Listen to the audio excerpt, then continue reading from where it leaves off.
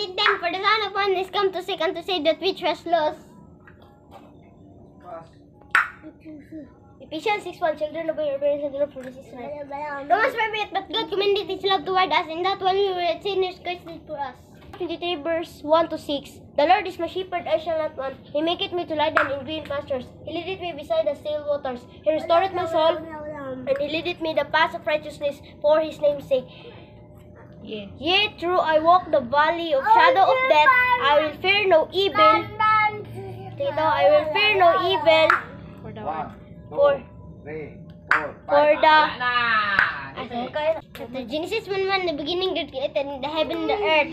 John 3:16, for God so loved the world that he gave his only begotten Son, that whosoever shall not. John 3:16, for God so loved the world that he gave his only begotten Son, that whosoever believeth in him should not perish but have everlasting life. 2 Thessalonians 3:3, but the Lord is faithful, who shall establish you and keep you from evil. 1, 2, okay, what's up?